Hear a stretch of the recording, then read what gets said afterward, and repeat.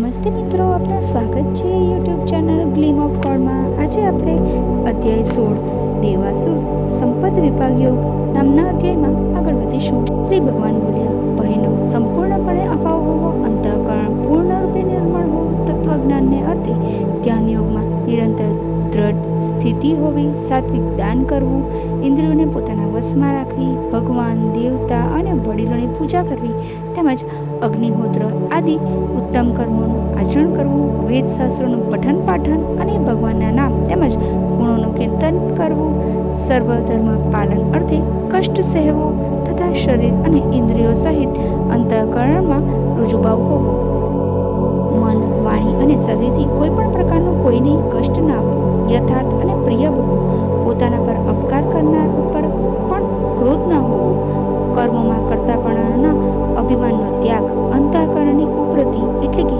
ચિત્તની ચંચળતા ન હોવી, કોઈની નિંદા આદિ ન કરવા, સર્વભૂત પ્રાણીઓ પર કશાય હેતુ વિના દયાભાવ રાખવો, ઇન્દ્રિયોનો વિષય સાથે સંયમ હોવા છતાં પણ વિષયો પ્રત્યે આસક્તિ ન હોવી, મૃદુ સ્વભાવ હોવો, લોક અને શાસ્ત્રથી વિરુદ્ધ આચરવામાં લજ્જા થવી તથા વ્યર્થ ચેષ્ટાઓ ન થવી, તેજ, ક્ષમા, ધૈર્ય, બાહ્ય શુદ્ધિ, કોઈના પ્રત્યે શત્રુભાવ ન હોવો, પોતાનામાં પૂજ્યતાનો અભિમાન ન હોવું, આ સગડા હે પાર્થ દેવી સંપદાને લઈને જન્મેલા માણસોના લક્ષણ છે।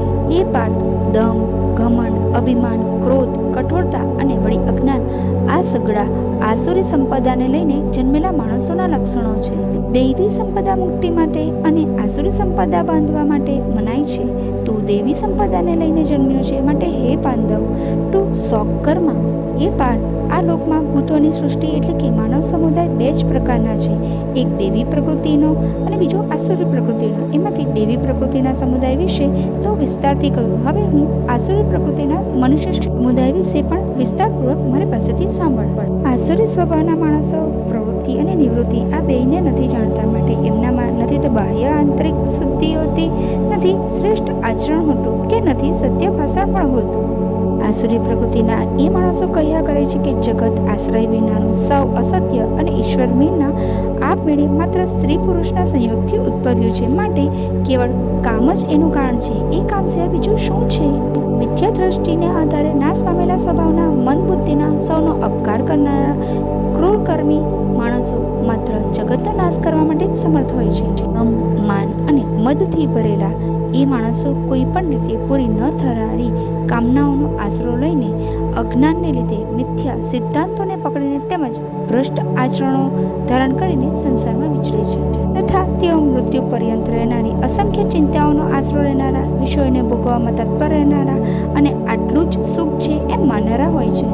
આશાના સેંકડો ફંદાઓથી બંધાયેલો એ માણસો કામ ક્રોધને પરાયણ થઈને વિષય ભોગોને અર્થે અન્યાયથી ધન આદિ પદાર્થોને ભેગા કરવાના પ્રયત્નો કર્યા કરે છે। તેઓ વિચાર્યા કરે છે કે મેં આજે આ મેળવી લીધું અને હવે આ મનોરથને પાર પાડીશ, મારી પાસે આટલું ધન છે અને હજી આ પણ થઈ જશે, પેલો શત્રુ તો મારા વડે હણાયો અને પેલા બીજા શત્રુઓને પણ હું હણી નાખીશ, હું ઈશ્વર છું, ઐશ્વર્યને ભોગવનારો છું, હું સઘળી સિદ્ધિઓથી યુક્ત છું તથા બળવાન અને સુખી છું, હું ઘણો ધનવાન છું અને મારું આટલું મોટું કુટુંબ છે, મારા જેવો બીજો કોણ? હું યજ્ઞ કરીશ, દાન દઈશ અને મોજ મજા કરીશ। આમ અજ્ઞાનને કારણે મોહિત રહેનારા, અનેક રીતે ભ્રમિત ચિત્ત તથા મોહરૂપી જાળથી વીંટળાયેલા તેમજ વિષય ભોગોમાં રચ્યા પચ્યા રહેનારા આસુરીજનો મહાન અપવિત્ર નરકમાં પડે છે। એઓ પોતે પોતાને શ્રેષ્ઠ માનનારા ઘમંડી માણસો ધન અને માનના મતથી ચૂર થઈને કેવળ નામ માત્રના યજ્ઞો વડે ઢોંગ કરવા ખાતર શાસ્ત્રવિધિ કર્યા વિના યજન કરે છે। અહંકાર, બળ, ઘમંડ, કામના અને ક્રોધને આદિને પરાયણ રહેનારા એ સિવાય બીજા અનાચારોમાં રચ્યા પચ્યા તથા બીજાની નિંદા કરનારા એ માણસો પોતાના તેમજ બીજાના શરીરમાં રહેલા એ દ્વેષ કરનારા પાપાચારીઓ અને ક્રૂરકર્મી નરાધમોને હું સંસારમાં વારંવાર આસુરી યોનિઓમાં જ નાખું છું। હે કુંતે, એ મૂર્ખાઓ મને પામ્યા વિના જ જન્મોજન્મ આસુરી યોનિને જ પામે છે, પછી એનાથી ઘણી નીચ ગતિને પામે છે, એટલે કે ઘોર નરકોમાં પડે છે।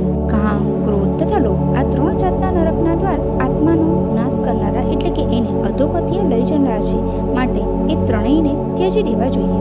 હે કુંતી પુત્ર, આ ત્રણેય નર્કના દ્વારોથી છૂટેલો માણસ પોતાનું કલ્યાણ આચરે છે, માટે એ પરમ ગતિને એટલે કે મને પામી જાય છે. જે માણસ શાસ્ત્ર વિધિને છોડીને પોતાની ઈચ્છા પ્રમાણે મનમાન્યું આચરણ કરે છે એ ન તો સિદ્ધિને પામે છે, ન પરમ ગતિને કે ન સુખને. આથી તમારા માટે આ કર્તવ્ય અને અકર્તવ્યની વ્યવસ્થામાં શાસ્ત્ર જ પ્રમાણ છે એમ જાણીને તારા માટે શાસ્ત્ર વિધિ પ્રમાણે નિયત થયેલું કર્મ જ કરવા યોગ્ય છે.